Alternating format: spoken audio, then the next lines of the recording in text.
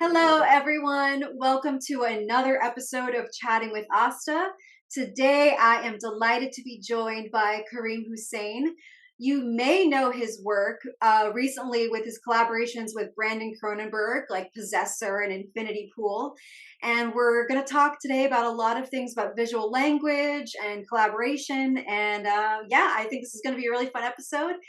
Don't forget to like, comment, subscribe, and share this with anyone. I'm going to continue bringing you guys these shows at least twice a month.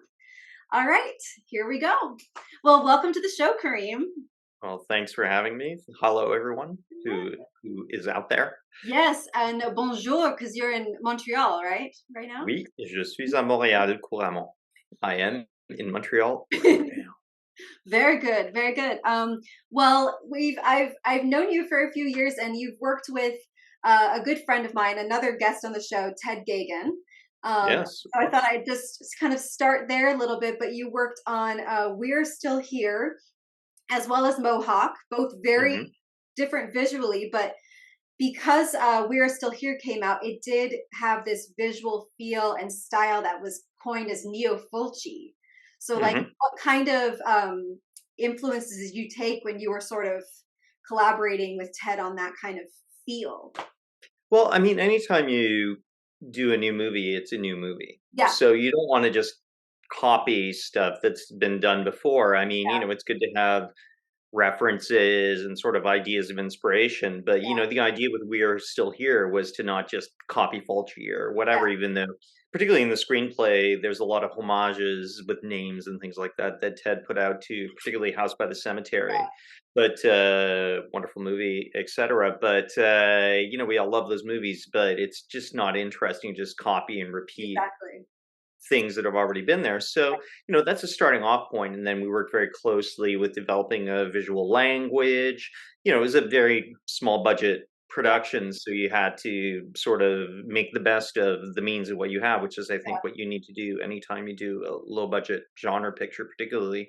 You got to see, okay, what is the sandbox we're playing in? And yeah, then yeah. let's sort of count the grains and see, Or you can the stretch best it sort of out. castle we can build from it. So a lot of the visual look was based on what we can get. Okay, so there was a certain kind of lens we can get that was available. Okay, that's cool. In this case, Zeiss standard speeds, which are old Zeiss lenses from the 70s. Yeah, So that worked out. It had to be shot on the red because that's the camera that was available. I'm yeah, not a massive fan of the red camera, but I prefer the airy cameras, yeah, but we were able to still do something with it, and at the time there was a new sensor, one of the multiple new sensors they keep on trying to put out with red cameras yeah, that was like, oh, innovative, new, great.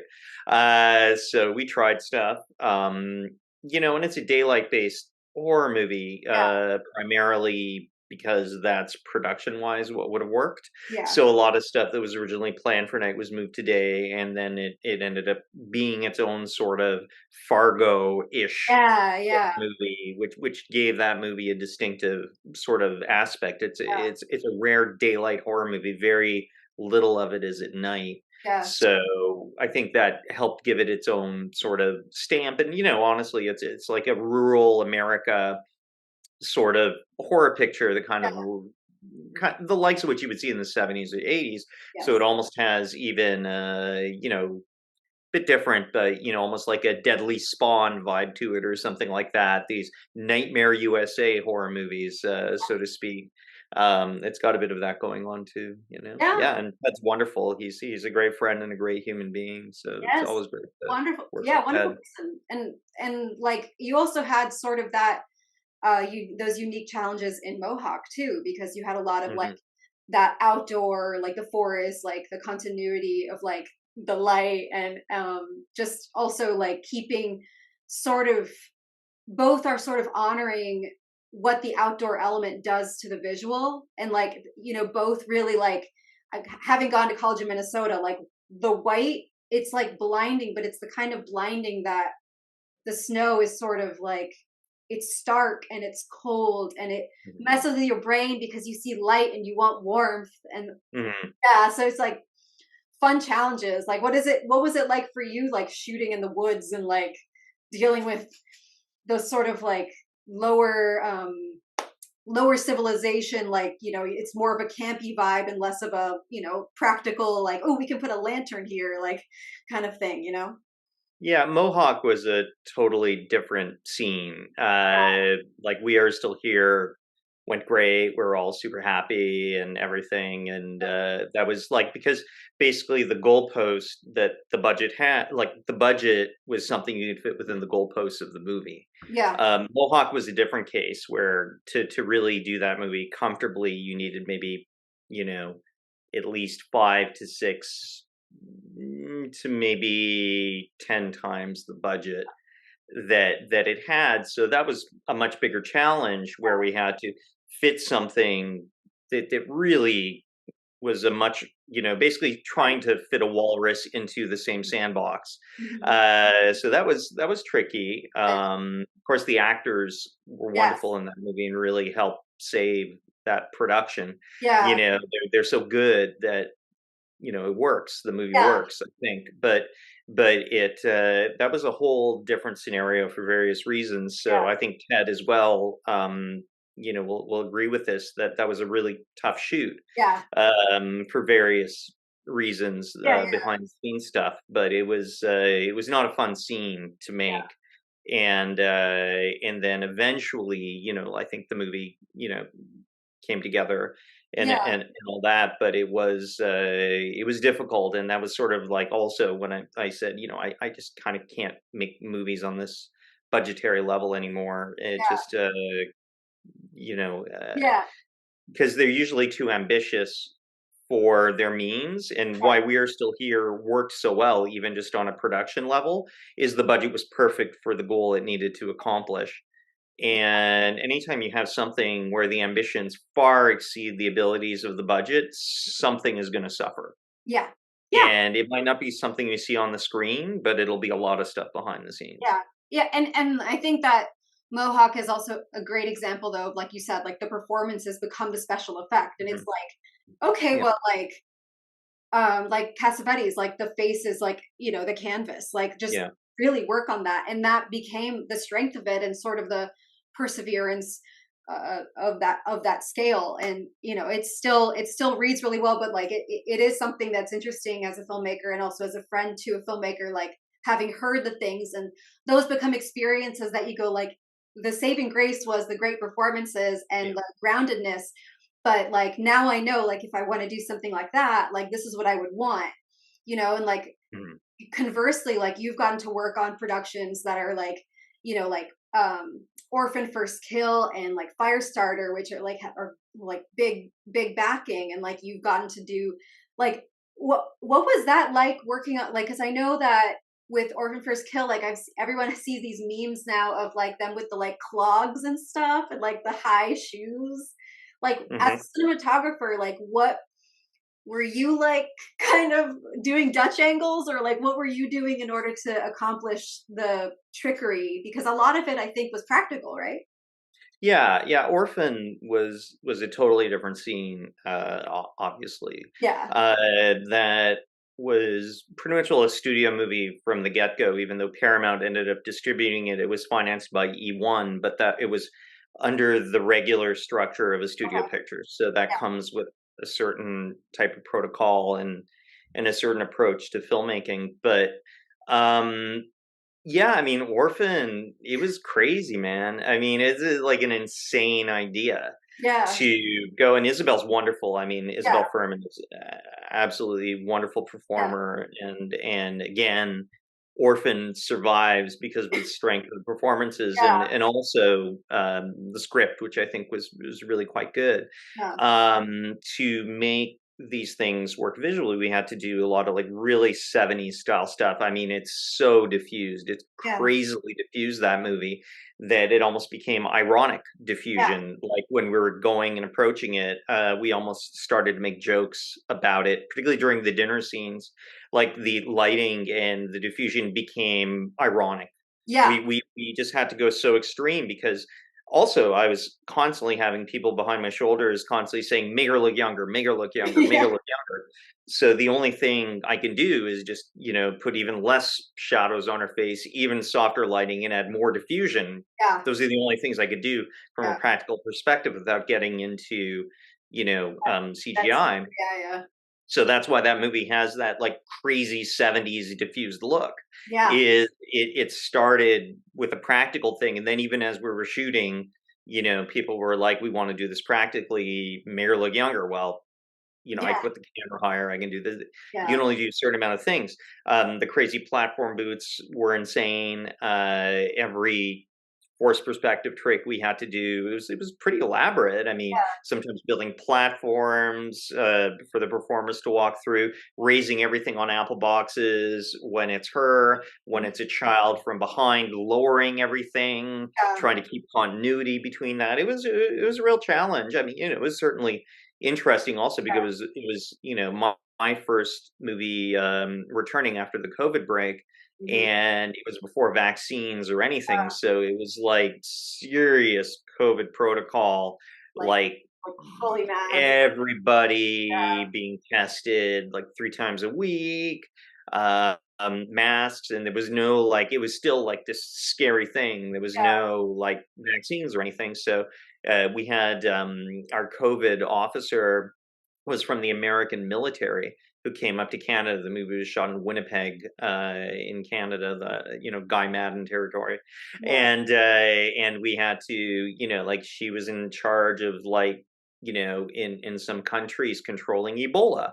So she was like pretty pretty hardcore. hard. Very, Yeah, very lovely person, and really good at her job, but like, it was a real learning curve, and also, like, it was cold, so in the winter, like, now I've done, was it four features? 1, 2, 3, yeah, 4 features under COVID protocol, so now it's pretty easy for me, like, we get it. But back then, it was, like, still odd to get used to working, particularly in the cold, yeah, wearing the mask that would freeze on your faces and yeah, stuff like that. It was quite a thing. But again, Isabel is so good that it yeah, became a part of the fun of that movie. yeah, That people were just like on board because she is so good, and because the movie ultimately, and I think the editor did a really good job. Josh Ethier in America, they call him, but as a Frenchie, seeing his name, it's like, I think Josh Etier, but yeah, Ethier. yeah, Uh, he's a really good editor, and I think he did a lot of really good work on that movie to sort of yeah. piece everything together in a very interesting way. And yeah. So yeah, I'm ultimately happy with Orphan. I think it worked out. Orphan two. It definitely did. Um, I mean, because you basically are like, it's like you're making you're creating the effects so that people like, it's like a booster seat enough for them to buy into what they already know is not correct, but they like, and then for me it worked because of like the twist of what Julia's character ends up being. yeah. It's like, oh, I wasn't even expecting that, like, and it's because you're so focused on those things. And were those body doubles, like, was it always Isabel, or were there kids?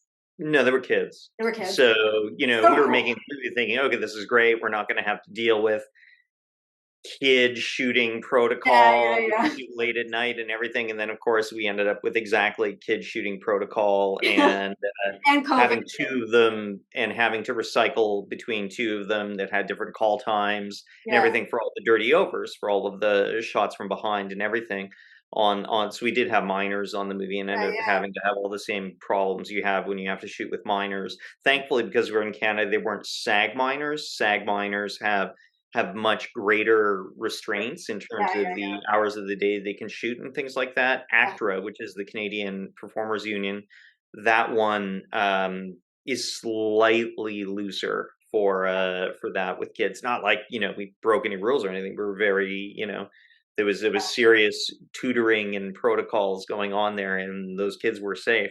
yeah, But yeah, it was just a little easier on production to get actor children as opposed to yeah. SAG kids. Well, that reminds me of obviously like the kind of meat of what most of our listeners might be calling coming in to listen to this for is your obvious collaborations with Brandon Cronenberg. I know Mhm. I first saw the Please Speak Continuously and Describe Your Experiences as they come to you. It's like such a Well lot. done. Um, and I think that's immediately like when I like messaged you, I was like, this is my jam. And Cool. I obviously had already I love antiviral as well. One of my last recent guests just did a short, and she's that's like one of her favorite movies, so like she's Wow. obviously gonna listen in. Mhm. But you worked with kids on Infinity Pool, and Yes. like what like first of all like Infinity Pool, but then like you're talking about kids, like how did that complicate or not complicate production? Because that kid is sells it, and I'm just Oh, yeah. whoa, He he was great. So the children we're talking about, there's 3 or 4 technically minors, if you wish, yeah, in the movie, in the entire movie. I mean, Infinity Pool, not a movie for children. Not even a movie, like, considering children should watch this, it is no, not for kids. no, But, there is one pivotal, spoiler alert, yeah, everybody. So there is a point where a 13-year-old boy, mhm, stabs somebody, pretty graphically. yeah, And it was shot in Hungary and Croatia. mhm, So that kid, Krzysztof, the boy who plays the one who stabbed, he came from the Hungarian side. He was super cool. mhm, Like nothing would phase him or yeah, anything. Like the days weren't insanely long. Like the kids came in, they did their stuff, we shot them out like with any kids, and they left. But we didn't have doubles for kids. Like okay, all of the dirty overshots and everything were the actual kids. mhm, And yeah, he was amazing. He yeah, was just like super into it, not phased by anything new yeah, as special effects. He was totally down. He was good.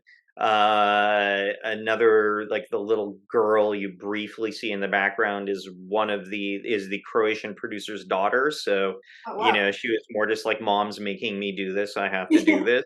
And didn't really have anything to say other than where's my mom. yeah, Occasionally. It was fine. That was cool. There was one kid who, if you look really closely in that first execution scene in Infinity Pool, the younger kid, you just yeah, see the kid in a couple of wide shots that were facing away from where the double is being executed. yeah, When you shoot scenes with doppelgangers or doubles, you shoot out one side entirely, yeah, then they get processed, yeah, and while they're getting processed, sometimes you'll have a double for the dirty overs yeah, yeah, onto yeah, the one side, and then you do the other. So while after we had to shoot clean Alex Skarsgård first, so the little boy was there, but then we had to, afterwards put Alex on the pole, and then the blood comes and everything, and the very, very young kid. And this is again, I think, there was some challenges, let's say, with the particularly, some of the production elements from the Hungarian side. yeah, And when we showed up, it's like the kid, I don't think was in, like, the parents weren't really informed as to what we were shooting. So when the blood started to go, the parents were like, no, no, this kid can't see blood. But then we already shot our master shots. oh shoot, yeah, So what do you do? So then what we did was we had to adjust our following shots so you didn't see where that little boy was seated. It would have been good to know that before. Would have yeah, been good for them to really totally inform the parents of that child exactly what was going on. But it was sort of a daily process on Infinity Pool. It was constant production challenges in yeah, that way. And thankfully we had really good, Canadian producers who came along with us who really rose to the occasion and had to eat mountains and mountains of crap to make it happen. But we all got together and we did. yeah. I mean, it's interesting because we're starting talking about this film with like the kids, but it kind of brings up a conversation that I feel like has been um, incited by this film. Which I don't know your take on this, or if you've had this conversation where people are, even though there's a rating system and you get a synopsis and everything, and even though we all have bodies, people have this idea that viewing is a passive experience and that Hmm. they're being assaulted by visual imagery. And I think that that's so fascinating because one of my favorite things to do is to see things that make me think. And Hmm. also, like, it worries me when people insist that everything be really like neutered or sent or like clean, Hmm. because like the moment we start to like hyper sterilize art is the moment that like really dubious things are happening behind the scenes. And like as a woman, I mean, I'm seeing that happen already.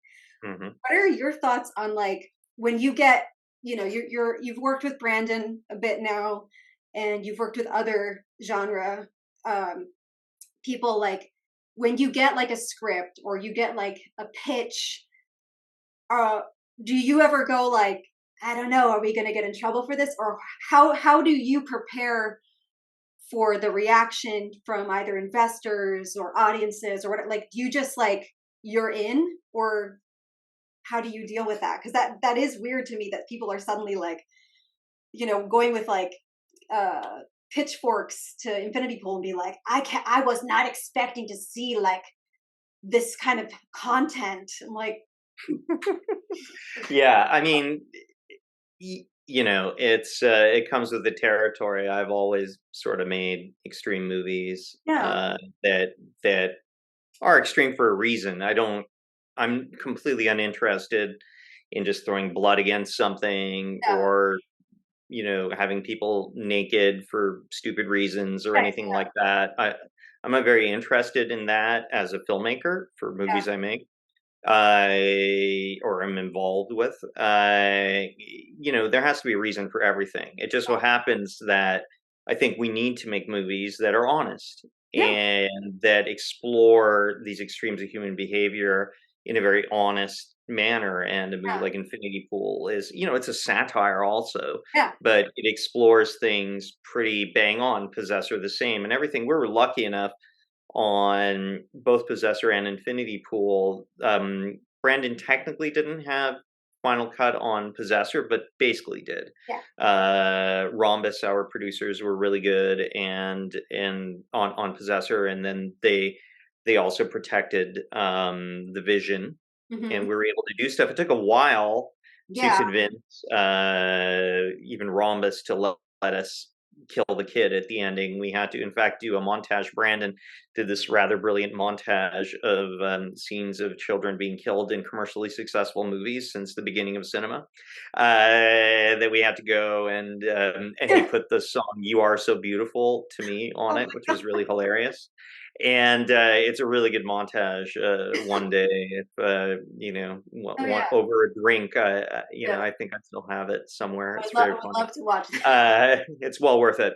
Yeah, And that actually weirdly convinced the investors and Telefilm Canada, our government financiers in Canada, thankfully are, I mean, these are the people that finance Crash, the David Cronenberg film, yeah, so they're not that conservative, even yeah, though people try to think they're not at all. They love Infinity Pool, for example, and they've seen the uncut version. That if people are scandalized by the R-rated version, they certainly are in for a treat with the when the uncut version eventually gets released in the yeah, United States. yeah. Um, yeah, so Infinity Pool was a very unique scenario where we knew we would do two versions from the beginning. Hmm, So that was always the deal, which is why we were able to go as graphic as we did.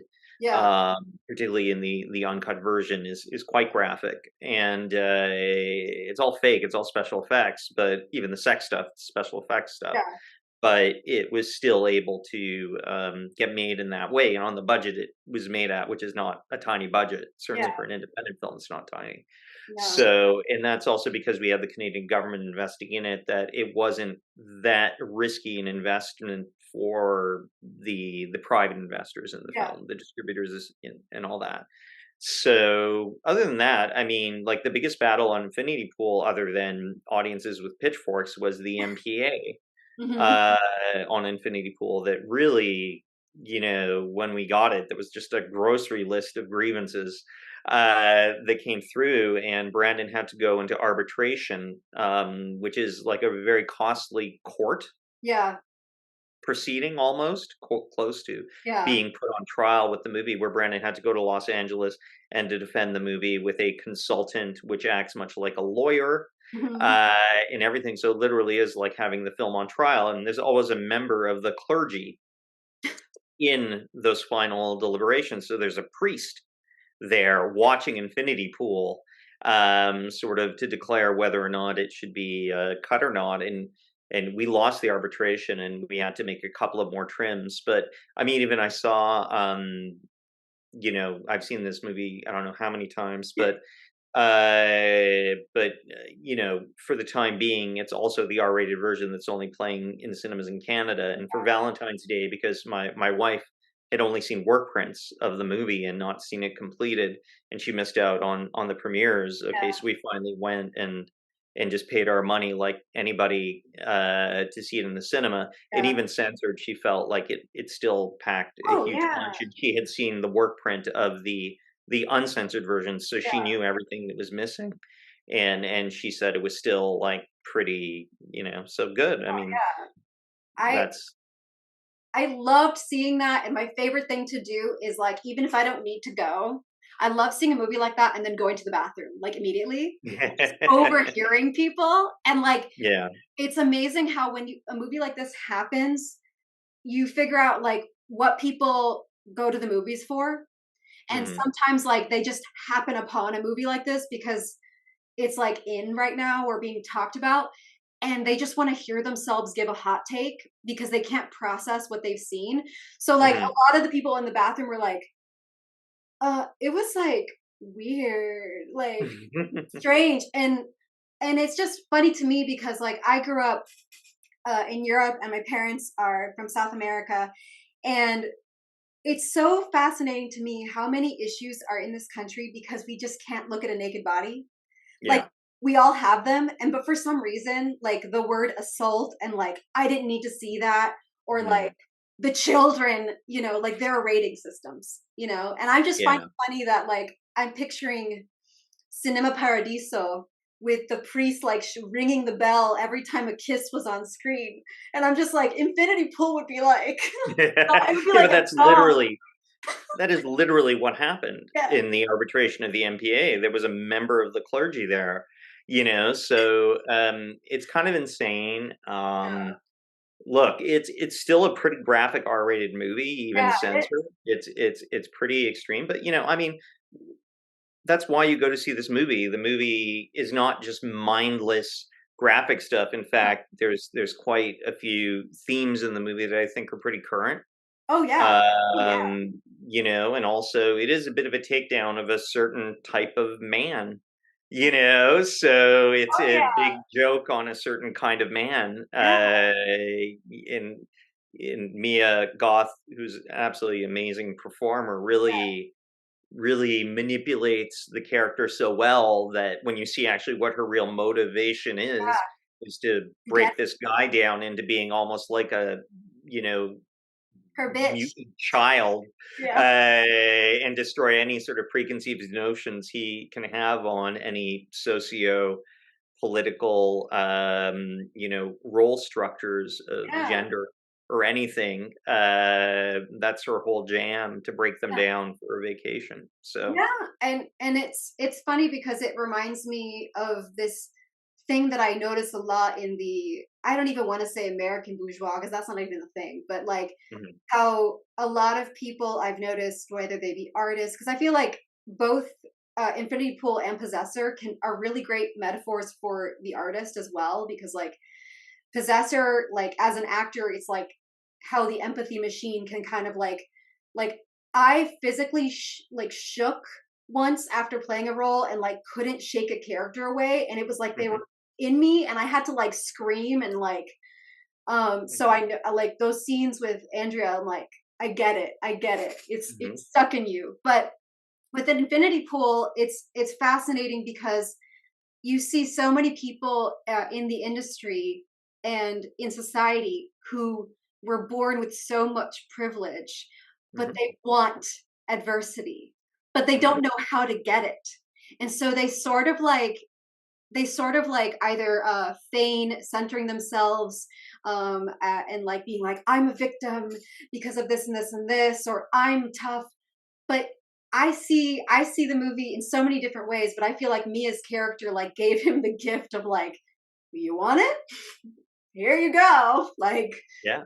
feel some shit for once, like, Yeah.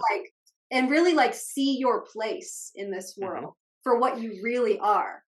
And Yeah. he's such a tall, big guy, you know, and she really like handles him. And that's what is it like for you to, because surely you create a rapport with the actors to make them feel so not unhinged, but just like they don't act as if they're being watched. And how do you Yeah. create that space for them? Because it's definitely like you can tell that they have, it's like they don't even know the camera's there.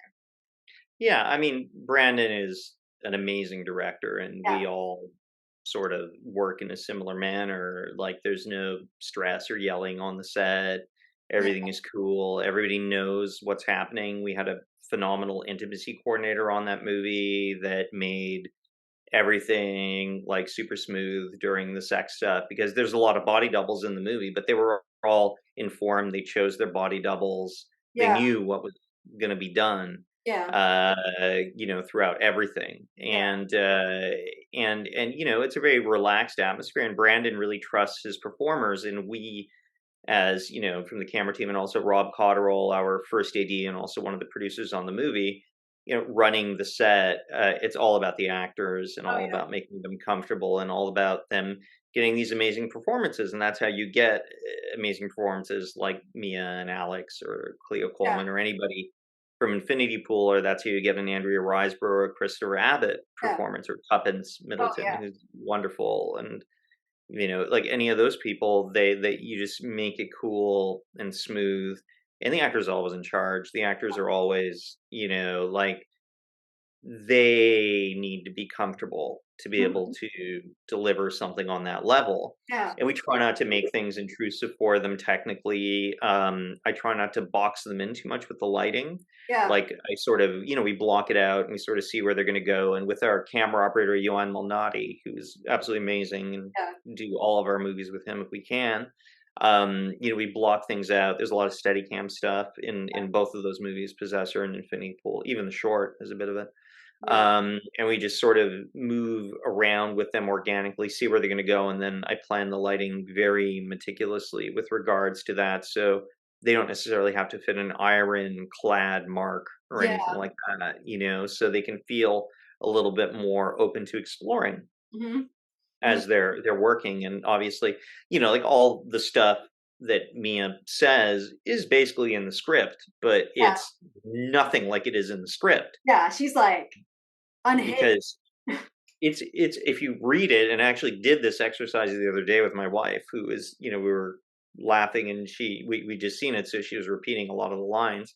She's very repeatable, Mia, quotable, Yeah, and I looked back at the script to see really what the differences were, and it's yeah, only a word here and there, but like the script does have the word James a lot in it, but you never would imagine that it would be delivered the way she does it, which yeah, is like the most condescending child in a schoolyard, constantly repeating somebody's yeah, name. It's become like one of the things about that movie that people really remember. That's all Mia. Mia just really built it all up, but she worked very closely with Brandon, as did Alex, as did the rest of the performers in advance. They worked everything out, and it takes amazing performers like that to have the guts to do it, especially performers on a certain level that are used to a certain kind of production. Like, yeah, they're very curious, they're very bold, and just good human beings. They're really nice people. yeah, Um, as is Andrea Riseborough, as are yeah, Chris Abbott, Tuppence. Any of these people, they're just really good people, yeah. and that's important.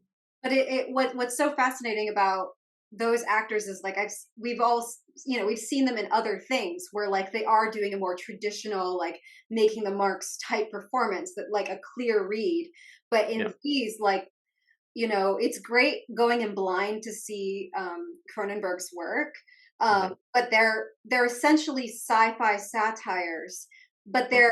they're approached with a sort of like stripped like an unplugged, like kind of Mhm. like, yeah, it's every day that, you know, clones and stuff happen. Like it's Mhm. very like, and and the result is you, when you watch these movies, like you can see movies with similar subject material, but it's filmed in a very expository way, like presenting the world. But the way Mhm. you do it, it's like you're filming cinema verite style. Like we don't even know. I when I've watched your work with Brandon, I'm like, I don't even know where the camera is. I don't even know what this shot Mhm. is.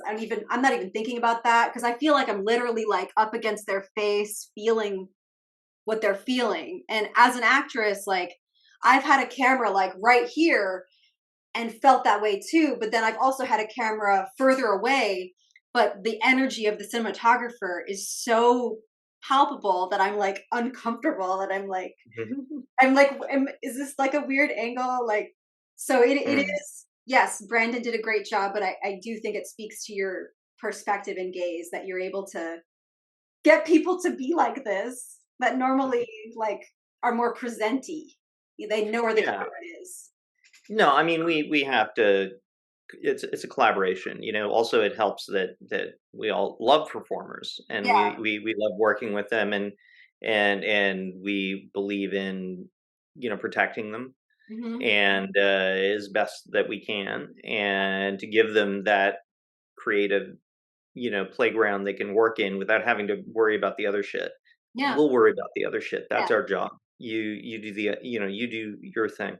Yeah. And yeah, I mean, we got along great. You know, like, these are people that are very bold. You Yeah. know, they're very bold performers. They're very creative Yeah. people. So just the mere quality of the script, and they've seen our movies, so they know going in sort of what we do, and that helps a lot, that if they Yeah. like what we've done before, then they have the confidence going in, you know. And there's like a lot of technical things too, like with those hallucination sequences and things like that, like a lot of technical things that they have to do. But sometimes that's just sitting on a chair while we're doing all this crazy Yeah. lighting Yeah. things, while Yeah. they just scream and freak out and go full id. Yeah. So they tend to enjoy that, Yeah. because it is sort of like a great release to do that kind of thing. Yeah. And yeah, I mean, we just try to make it fun for them too. It's like, you know, Infinity Pool was a very difficult shoot, but I think if you ask the performers, they'll be like, that was a blast. That was, yeah. Whereas behind the scenes, it was extremely challenging for all Yeah. of us. Like we all aged, I don't know how many years doing that movie. It was really tough. Yeah. Um, from a production standpoint, but the performers were all like, "Hey, Yeah. awesome party," you know. So that's what you want. You Yeah. want them to not be aware of those things, and to be more, you know, into just the. That's how they're great. That's how the movie shines. You know, you can make the prettiest pictures in the world, but if the performance is no good, the movie's not worth shit. Yeah. So I'm very aware of that. Yeah. You know, I think Christian Bale was right freaking out on that DP. I am team Christian Bale on Me that. You don't do too. that. Me too. You don't do that shit to Unabashedly. an act. You Yeah. don't do that shit to a performer. You don't.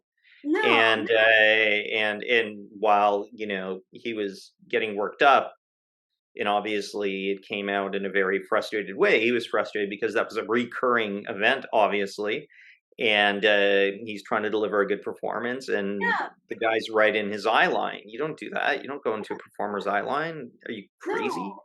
It You no. know, that's just not something you do. So, you know, Yeah. I mean, and that's, and you know, it's not everybody gets to hear the perspective or like the justification of from a DP's perspective. And I think that like from my experiences, like sometimes when I have heard DPs, like they really cater to this idea of, oh, I wanted to do this homage shot, or I wanted to do this like, you know, this is for my reel essentially. And it's really great to, I think, if you want to be known, serve the story, right? And from your yeah. perspective, you are just looking at performances and production value as like, okay, how can I make this work? Like, do I zoom in or Mm, zoom out? And that is amazing. I mean, like, kudos to you, and I'm really excited to see like what you do next on your own and with Brandon and with anybody else in the genre? I mean, is there something that you're dreaming to do, like a specific kind of thing, or you just want to see what is attracted to you? Well, there's a few things in the works now. I shot one movie in Edmonton, Canada, directed by Lowell Dean, who's a very good director, very good person. Movie called Dark Match, a wrestling horror movie set in the 80s, which was completely different for me Yeah. to do. So that was interesting. And then I have a few other things in the works that I can't talk about, but they're really cool. Then there's the upcoming Brandon movies as well. Productions. They're not all feature films. Some of them are for TV, Yeah. miniseries. But those these have been announced, so I can talk about them. One is an adaptation of J.G. Ballard's Super Can as a miniseries, which is really really brilliant book and everything, very much within the world of Infinity Pool actually. And then another one is a science fiction horror movie called Dragon, which should be pretty fun as well. So we're working on those, developing those quietly while I'm prepping another picture now. Actually, That's awesome. soft prepping it. Yeah, you Oh yeah. seem to kind of work on things that you like get it, and then you and the director kind of subvert the expectation, which I Hmm. think is like why it's so distinctive, right? Like you've done this style that people are calling just psychedelic or what Hmm. have you, but like I can only imagine that you're just going to continue to like be like, oh, you were expecting that? Well, here's this, you know? Yeah.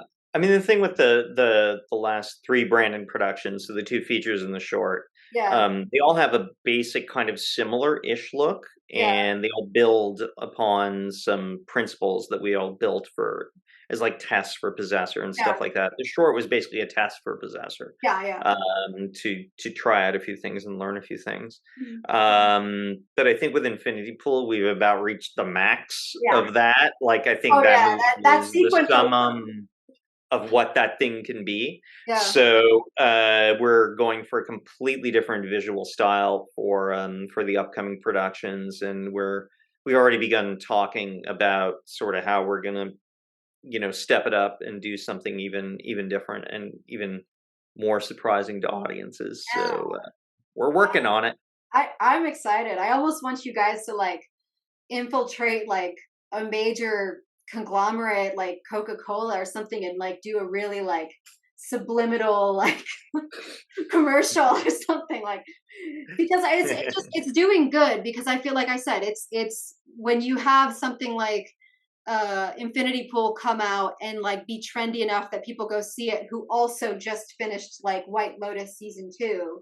Like Hmm. it's like really great because some things are more digestible for people when they can see it as aspirational, but when they're actually faced with like how it is kind of icky and cringy, Hmm. like for real, um, Hmm.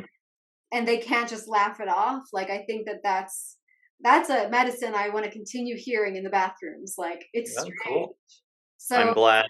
I'm glad yes. Infinity Pool inspires great bathroom chat. Oh, Uh, okay. you Oh know. yeah. Oh yeah. But thank you so much for joining me. I look forward to seeing your next works, and everybody just look up him on IMDb. He's got a fantastic catalog to choose from, and yeah, we'll see you guys next month. Right on. Pleasure to be here. Thank you, everyone.